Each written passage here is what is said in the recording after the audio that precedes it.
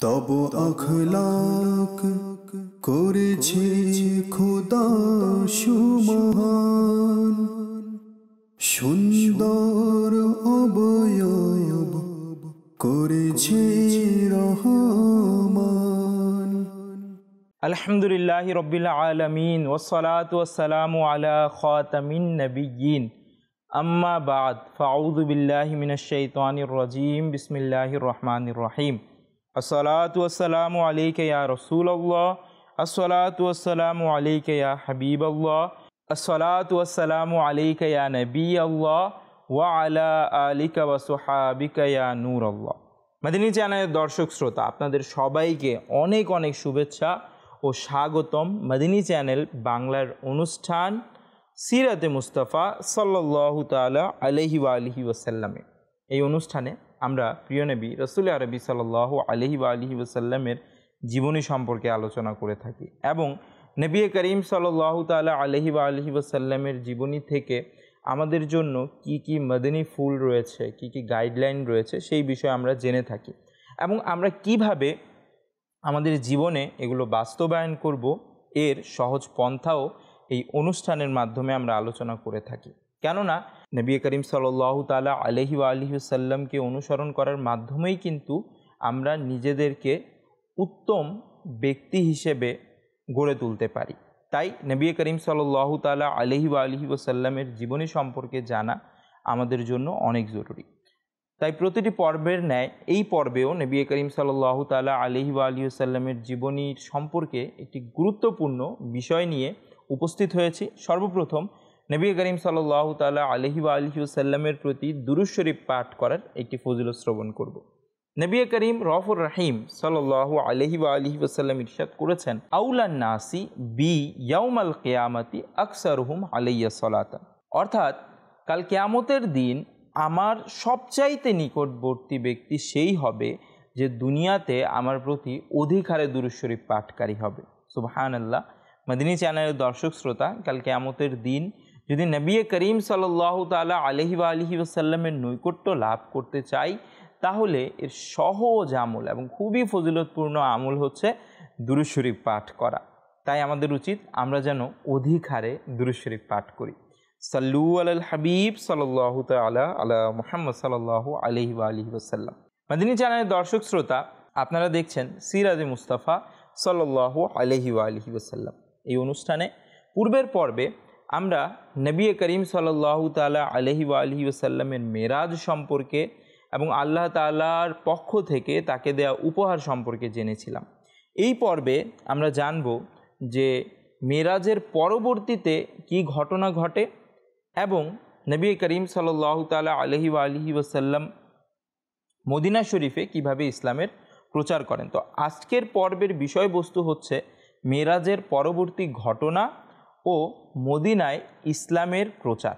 জি মাদিনী চ্যানেলের দর্শক শ্রোতা, তো সর্বপ্রথম আমরা মেরাজের পরবর্তী ঘটনা সম্পর্কে শুনে নিব।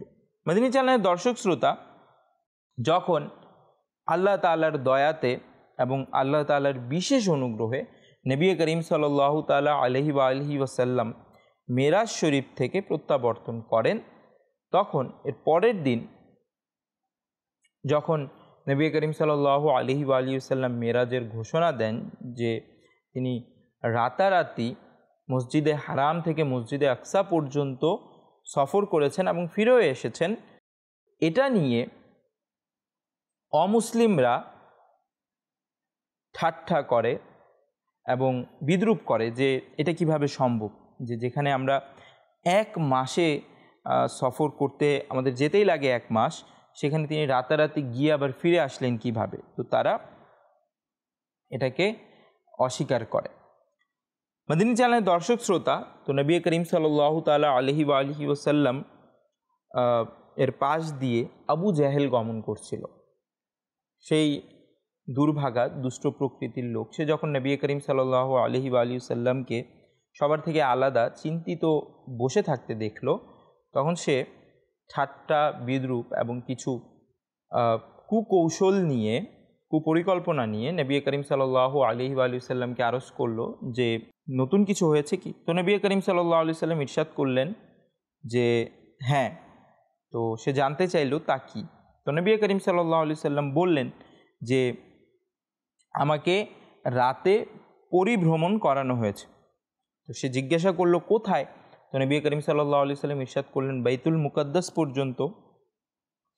তো এখন সে একটি তার কুপরিকল্পনা মাথায় আসলো যে যেহেতু এটা একটি সাধারণভাবে কখনোই মানুষ গ্রহণ করবে না, সে চিন্তা করলো যে এত দ্রুত গিয়ে দ্রুত চলে আসা 1 মাসের সফর, তো আমি এর মাধ্যমে মানুষকে নবী করিম সাল্লাল্লাহু তাআলা আলাইহি ওয়া আলিহি সাল্লাম থেকে ফিরিয়ে আনতে পারবো এবং যারা ইসলাম ধর্ম গ্রহণ করেছে তাদেরকেও ইসলাম থেকে ফিরিয়ে আনতে পারবো। এই পরিকল্পনায় সে বলল, হ্যাঁ, আমি যদি লোকদেরকে জড়ো করি, একত্রিত করি, তাহলে আপনি কি তাদের সামনে ওই কথাটাই বলবেন?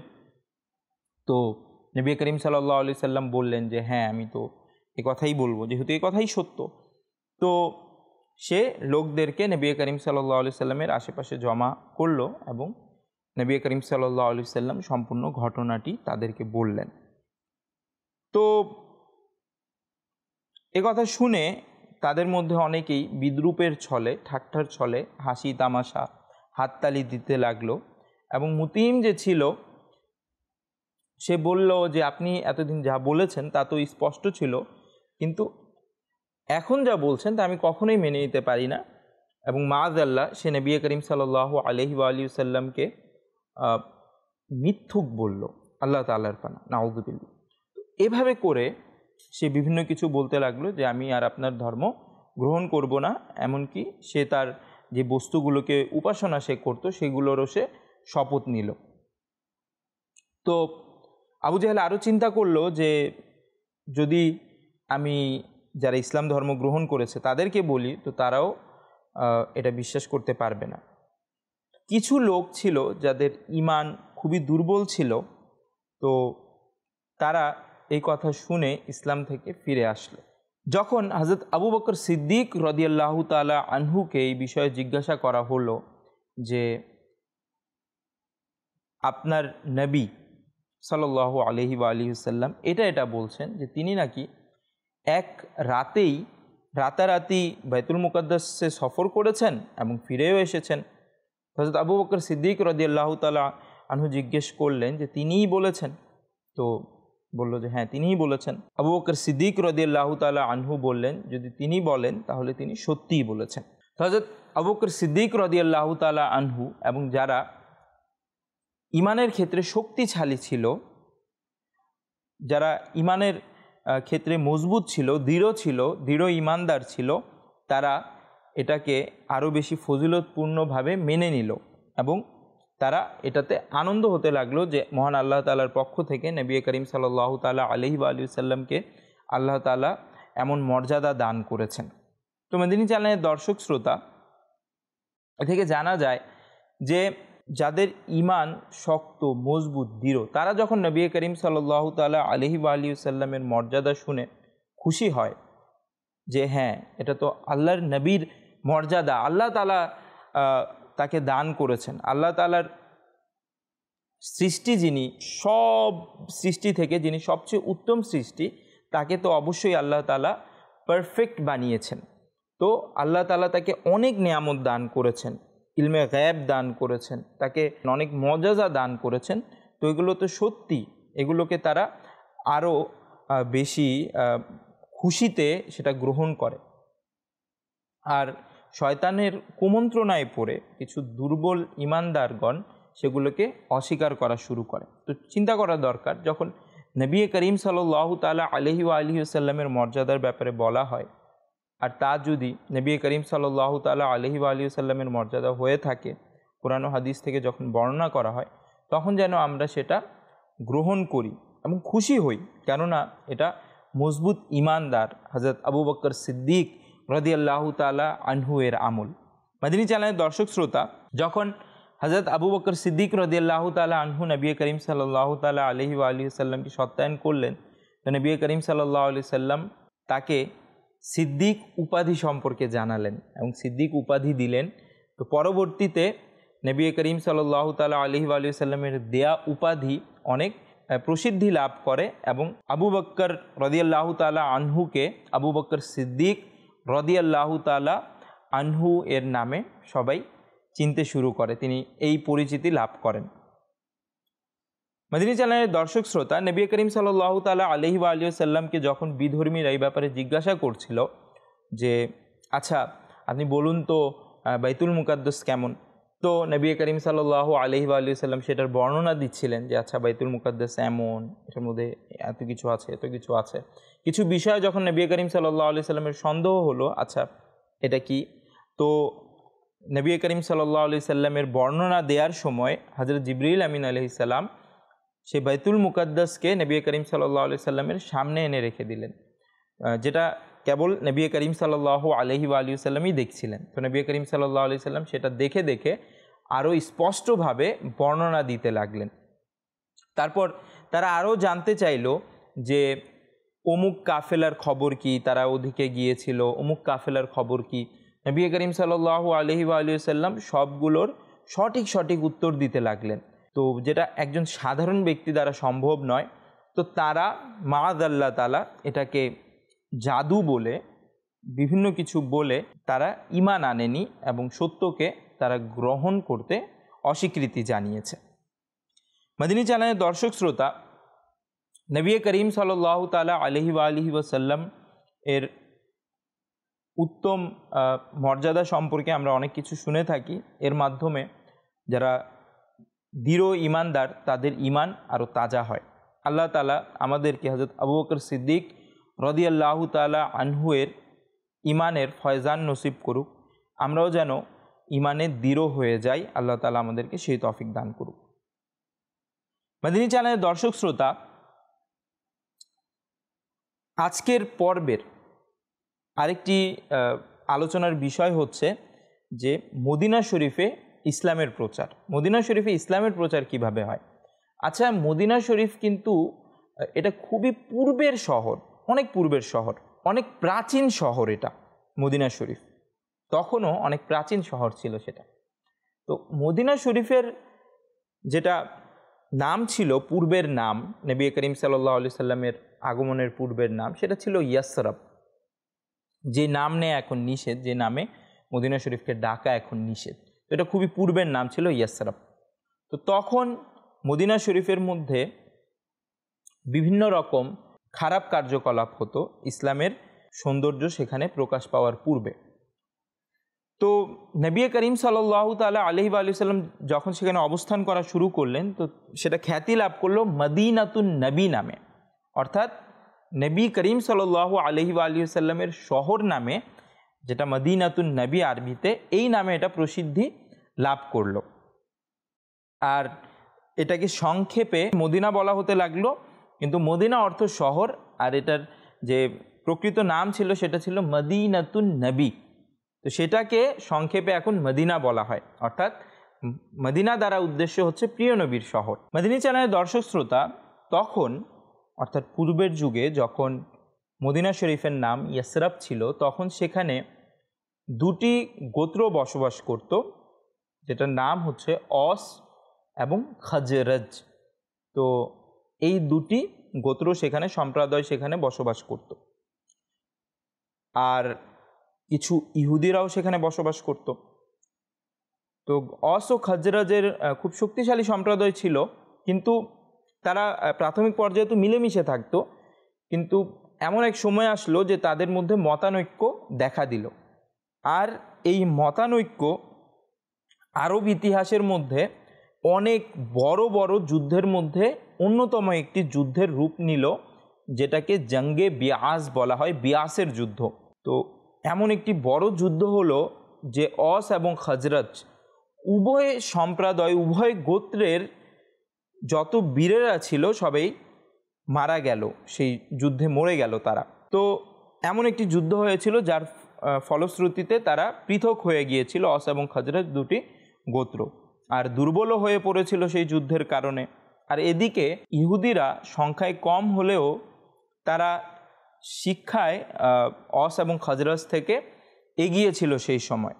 তো তাদের প্রভাব ও প্রতিপত্তি তাদের উপর ছিল, ইহুদিদের প্রভাব ও প্রতিপত্তি খাজরাজ এবং অস গোত্রের উপর ছিল। কিন্তু যখন নবী করিম সাল্লাল্লাহু তাআলা আলাইহি ওয়া আলিহি ওয়াসাল্লামের দরবারে তারা চলে আসে, অস এবং খাজরাজ গোত্র, এবং নবী করিম সাল্লাল্লাহু তাআলা আলাইহি ওয়া আলিহি ওয়াসাল্লাম থেকে তারা যখন ইসলামের শিক্ষা লাভ করে, তখন তারা পরস্পরে মিলে যায় এবং তাদের বন্ধন আগের থেকেও মজবুত হয়ে যায়, যা কিয়ামত পর্যন্ত কি আখিরাতেও ইনশাআল্লাহ তাআলা সেই বন্ধন অটুটই থাকবে। তো এমন বন্ধন হয়ে যায় এবং নবী করিম সাল্লাল্লাহু তাআলা আলাইহি ওয়া আলিহি ওয়াসাল্লামের পক্ষ থেকে তারা আনসার উপাধিতে ভূষিত হয়। তো আমরা তাদেরকে আনসার সাহাবা বলেই চিনি। তো তারা মূলত ছিল অস এবং খাজরাজ গোত্রের। ইসলামের ছায়াতলে আসার পূর্বে তারা মক্কাবাসীর ন্যায় বিভিন্ন মূর্তির উপাসনা করত, কিন্তু ইসলামের ছায়াতলে এসে এই মূর্তি পূজা সহ অন্যান্য সকল অপকর্ম তাদের থেকে অপসারিত হয়ে যায় এবং তারা মিলেমিশে ঐক্যতার সাথে জীবনযাপন শুরু করে। আচ্ছা, তাদের ইসলামের মধ্যে আসার ক্ষেত্রে যে বিষয়টি হয় যে তারা কিভাবে ইসলাম এনেছিল, এটার মধ্যে এটা ছিল যে ইহুদিদের মধ্যে যেহেতু শিক্ষিত অনেকে ছিল যারা পূর্বের নবীগণের উপর আসা কিতাবগুলো পাঠ করত, তো সেগুলোর মধ্যে নবী করিম সাল্লাল্লাহু তাআলা আলাইহি ওয়া আলিহি ওয়াসাল্লামের বিভিন্ন বৈশিষ্ট্য দেয়া ছিল, যে আখিরি নবী কেমন হবেন, আখিরি নবীর কি কি বৈশিষ্ট্য থাকবে। তো ইহুদিরা এগুলো শুনতো। তো ইহুদিরা বলতো তাদেরকে, অস এবং খাজরাজ গোত্রকে, যে যখন আখিরি নবী আসবে তখন আমরা তার সাথে থাকব, তার প্রতি ঈমান আনব এবং যতজন মূর্তির উপাসনা করে তাদেরকে মিটিয়ে দিব, তোমাদেরকেও মিটিয়ে দিব, তোমরাও মূর্তির উপাসনা করো। তো তাদেরকে এটা তারা বারবার বলতো এবং আখিরি নবী এর বৈশিষ্ট্য তাদেরকে তারা বলতো। তো সেই কারণে তারা আখিরি নবী অর্থাৎ প্রিয় নবী রাসূল আরবি সাল্লাল্লাহু তাআলা আলাইহি ওয়া আলিহি ওয়াসাল্লামের বৈশিষ্ট্য সম্পর্কে পূর্বেই অবহিত ছিল। তো যখন তারা মক্কা শরীফে, তাদের মধ্যে কিছু লোক মক্কা শরীফে যখন তারা হজ করতে আসে, তখন নবী করিম সাল্লাল্লাহু তাআলা আলাইহি ওয়া আলিহি ওয়াসাল্লামের ব্যাপারে আমরা শুনেছিলাম এর পূর্বের পর্বগুলোতে, যে মক্কা শরীফে যারা হজ করতে আসতো, নবী করিম সাল্লাল্লাহু তাআলা আলাইহি ওয়া আলিহি ওয়াসাল্লাম তাদেরকে ইসলামের দাওয়াত দিতেন। তো তাদেরকেও নবী করিম সাল্লাল্লাহু তাআলা আলাইহি ওয়া আলিহি ওয়াসাল্লাম ইসলামের দাওয়াত দেন, অর্থাৎ অস এবং খাজরাজের লোকদেরকে ইসলামের দাওয়াত দেন।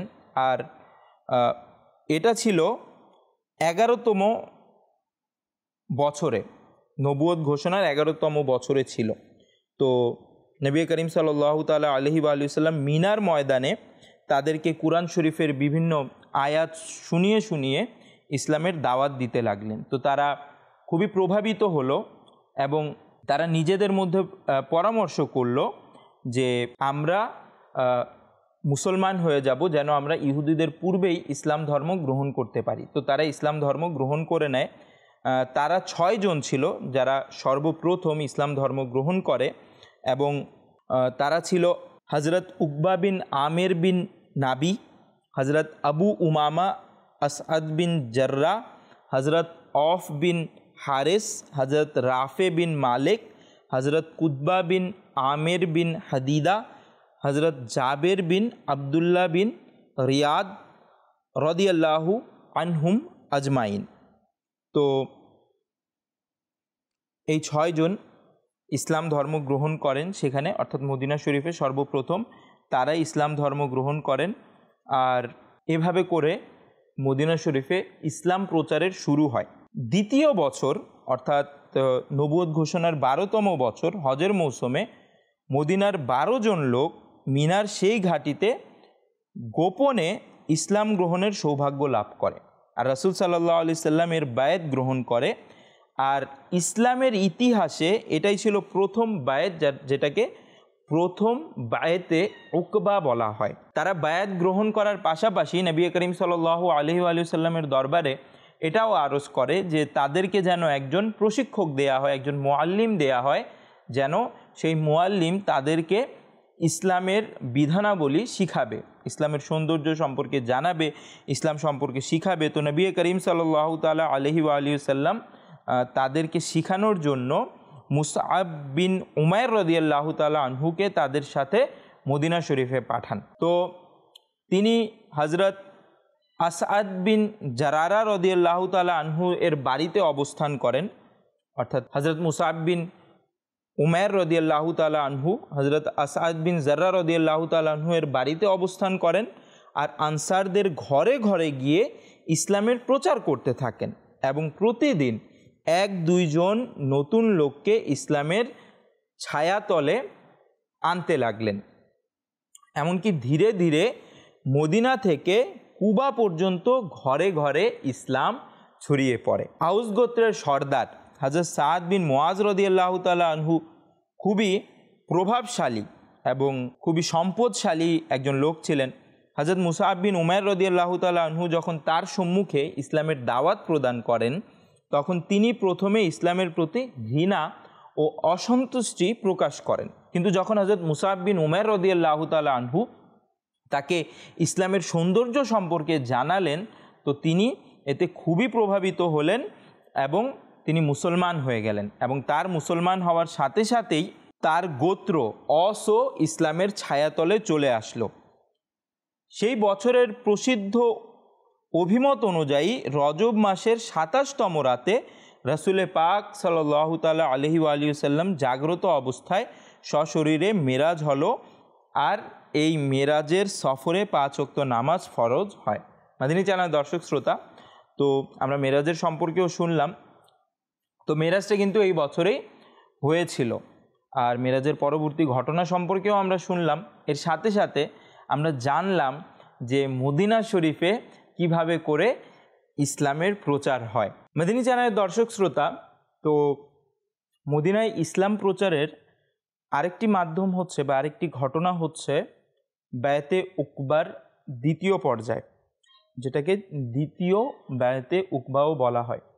সেখানে কি হয়েছিল যে নবুয়ত ঘোষণার 13তম বছরে হজের মৌসুমে মদিনা শরীফ থেকে যারা হজ করতে এসেছিলেন তাদের মধ্য থেকে কিছু লোক তাদের যে মূর্তির উপাসনাকারী সাথীরা রয়েছে তাদের থেকে গোপনে, অমুসলিম সাথীদের থেকে গোপনে নবী করিম সাল্লাল্লাহু তাআলা আলাইহি ওয়া আলিহি ওয়াসাল্লামের দরবারে উপস্থিত হয় এবং তারা নবী করিম সাল্লাল্লাহু তাআলা আলাইহি ওয়া আলিহি ওয়াসাল্লামের হাতে বায়াত গ্রহণ করে, ইসলাম ধর্ম গ্রহণ করে। তারা নবী করিম সাল্লাল্লাহু তাআলা আলাইহি ওয়া আলিহি ওয়াসাল্লামকে অঙ্গীকার করে যে আমরা আপনার এবং ইসলামের নিরাপত্তার জন্য নিজেদের প্রাণ উৎসর্গ করব।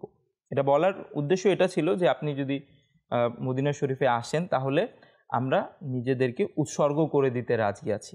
তো তখন নবী করিম সাল্লাল্লাহু তাআলা আলাইহি ওয়া আলিহি ওয়াসাল্লামের সাথে হযরত আব্বাস রাদিয়াল্লাহু তাআলা আনহুও উপস্থিত ছিলেন। তিনি তখনও ইসলাম ধর্ম গ্রহণ করেননি।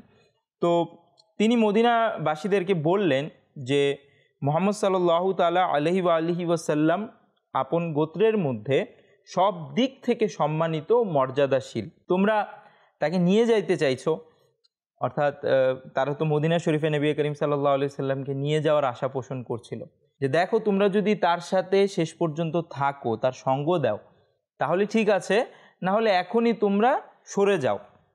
তো এটা শুনে হযরত বারা বিন আজিব রাদিয়াল্লাহু তাআলা আনহু জোশে এসে বলতে লাগলেন যে আমরা তলোয়ারের কোলে লালিত হয়েছে, অর্থাৎ আমরা কোনো পরিস্থিতিতেই নবী করিম সাল্লাল্লাহু তাআলা আলাইহি ওয়া সাল্লামের সঙ্গ ছাড়ব না, বরং সর্বপরিস্থিতিতেই আমরা সেই পরিস্থিতি মোকাবিলা করতে রাজি আছি। তারপর আবুল হাইসাম রাদিয়াল্লাহু তাআলা আনহু তার কথা কেটে বলতে লাগলেন যে ইয়া রাসূলুল্লাহ সাল্লাল্লাহু তাআলা আলাইহি ওয়া আলিহি ওয়াসাল্লাম, আমাদের এবং ইহুদিদের সাথে পুরনো সম্পর্ক রয়েছে। এখন যেহেতু আমরা ইসলাম ধর্ম গ্রহণ করেছি তো তাদের সাথে সেই সম্পর্কটা থাকবে না। তো এমন যেন না হয় যে যখন মক্কা শরীফ বিজয় লাভ করবেন আপনি, তখন আপনি আমাদেরকে ছেড়ে আবার মক্কা শরীফে চলে আসবেন। তো তারা নিজেদের আবেদন আকাঙ্ক্ষা নবী করিম সাল্লাল্লাহু আলাইহি ওয়া সাল্লামের দরবারে উপস্থাপন করছিল। নবী করিম সাল্লাল্লাহু তাআলা আলাইহি ওয়া সাল্লামও রহমতওয়ালা নবী, নবী করিম সাল্লাল্লাহু তাআলা আলাইহি ওয়া আলিহি ওয়াসাল্লামের দয়া আসলো এবং নবী করিম সাল্লাল্লাহু আলাইহি ওয়াসাল্লাম এই কথা শুনে মুচকি হেসে উত্তর দিলেন যে তোমরা সন্তুষ্ট থাকো যে তোমাদের রক্ত হলো আমার রক্ত, আর বিশ্বাস রাখো যে আমার জীবন মরণ তোমাদের সাথেই, আমি তোমাদের এবং তোমরা আমার, তোমাদের শত্রু আমার শত্রু আর তোমাদের বন্ধু আমার বন্ধু। এভাবে করে নবী করিম সাল্লাল্লাহু তাআলা আলাইহি ওয়া আলিহি ওয়াসাল্লাম মদিনাবাসীদেরকে আপনত্ব প্রকাশ করলেন আর মদিনাবাসীদেরকে জানালেন যে নবী করিম সাল্লাল্লাহু আলাইহি ওয়া আলিহি ওয়াসাল্লাম তাদেরকে ছেড়ে কখনোই আসবেন না। তো পরবর্তী ঘটনাগুলো আমরা জানি যে যখন নবী করিম সাল্লাল্লাহু তাআলা আলাইহি ওয়া আলিহি ওয়াসাল্লাম মদিনা শরীফে তশরিফ নিয়ে গিয়েছিলেন, যে তারপর এখনও নবী করিম সাল্লাল্লাহু আলাইহি ওয়াসাল্লাম মদিনা শরীফেই আছেন। নবী করিম সাল্লাল্লাহু আলাইহি ওয়াসাল্লাম এর রওজা মুবারক মদিনা শরীফেই তিনি সেখানেই আরাম করছেন। মদিনী চ্যানেলের দর্শক শ্রোতা, যখন আনসাররা এই বায়েত অর্থাৎ দ্বিতীয় বায়েতে উকবা গ্রহণ করছিল, তো এর মাঝে হযরত সাদ বিন জাররা রাদিয়াল্লাহু তাআলা আনহু বা হযরত আব্বাস বিন নুদলা রাদিয়াল্লাহু তাআলা আনহু বললেন, আমার ভাইয়েরা, তোমরা কি জানো তোমরা কিসের বায়াত গ্রহণ করছো? এটা কিন্তু আরব এবং অনারবদের মাঝে যুদ্ধের ঘোষণা। তো আনসার সাহাবারা জোশে এসে বললেন যে হ্যাঁ হ্যাঁ আমরা জানি আমরা কিসের বায়াত গ্রহণ করছি। তো তারা যখন বায়াত গ্রহণ করে নিল, মদিনায় চলে গেল, তো নবী করিম সাল্লাল্লাহু তাআলা আলাইহি ওয়া আলিহি ওয়াসাল্লাম তাদের মধ্যে 12 জন সর্দার নিযুক্ত করে দিলেন, নেতা নিযুক্ত করে দিলেন। তো তাদের মধ্যে 9 জন ব্যক্তি খাজরাজ গোত্রের আর 3 জন ব্যক্তির অজ গোত্রের। তো তারা কারা ছিল? তারা ছিল হযরত আবু উমামা আসাদ বিন জাররা, হযরত সাদ বিন রবি, হযরত আবদুল্লাহ বিন রওয়াহা, হযরত রাফে বিন মালিক, হযরত বারা বিন মারুর, হযরত আবদুল্লাহ বিন আমের, হযরত সাদ বিন উবাদা, হযরত মুনজির বিন উমর, হযরত উবাদা বিন সামিত। এই 9 জন ব্যক্তি খাজরাজ গোত্রের, আর বাকি 3 জন হচ্ছে যারা অজ গোত্রের, হযরত উসাইদ বিন হাদির, হযরত সাদ বিন খাইসামা, হযরত আবুল হাইসিম বিন তিহান। তারপর তারা নিজেদের তাঁবুতে চলে গেলেন। নিজেদের তাঁবুতে যাওয়ার পর তারা তো গোপনে ইসলাম ধর্ম গ্রহণ করেছিলেন, কোনোভাবে কুরাইশের অমুসলিমরা এই সম্পর্কে জেনে গেল। জানার পর তারা খুবই রাগান্বিত হলো এবং বিভিন্ন জনকে জিজ্ঞাসা করা শুরু করে দিল যে তারা এই সম্পর্কে জানে কি না। তো তারা অস্বীকার জানালো যে না, তারা জানে না। তো যখন তারা কাউকে খুঁজে পেল না, তারা এটা পরিকল্পনা করলো যে তাদের সবাইকে বন্দি বানাবে। তো যখন সবাই চলে গেল, তারা একজন ব্যক্তিকে বন্দি করে দিল, তিনি হচ্ছেন হযরত সাদ বিন উবায়দা রাদিয়াল্লাহু তাআলা আনহু, আর বাকি সবাই মদিনা শরীফে পৌঁছে গিয়েছিল। তো বন্দি করার পর 2 জন বিধর্মী ব্যক্তি তারা বলল যে তোমরা যদি তাকে বন্দি করো তাহলে তোমাদের সিরিয়ার মধ্যে ব্যবসা বন্ধ হয়ে যাবে। তো তারা এই চিন্তায় তাকে মুক্তি করে দিল এবং তিনি সহি সালামতে মদিনা শরীফে পৌঁছে গেলেন। মদিনী চ্যানেলের দর্শক শ্রোতা, তো এর পরবর্তী ঘটনায় মক্কা শরীফের সাহাবায়ে কিরাম যারা ছিলেন তারাও কিন্তু মদিনা শরীফে হিজরত করেছিলেন এবং পরবর্তীতে প্রিয় নবী রাসূল আরবি সাল্লাল্লাহু আলাইহি ওয়া সাল্লামও হিজরত করেছিলেন। কিভাবে হিজরত করেছিলেন, কিভাবে হিজরত হয়েছিল, বিধর্মীরা কি কি প্রতিবন্ধকতা সৃষ্টি করার চেষ্টা করেছিল, সেই সম্পর্কে ইনশাআল্লাহ তাআলা আমরা আগামী পর্বে জানব। তাই আগামী পর্ব দেখার আমন্ত্রণ জানিয়ে বিদায় নিচ্ছি। সাল্লু আলাল হাবিব সাল্লাল্লাহু তাআলা আলা মুহাম্মদ সাল্লাল্লাহু আলাইহি ওয়া আলিহি ওয়াসাল্লাম। তব আখলাক করেছে খোদা সুমহান, সুন্দর অবয়ব করেছে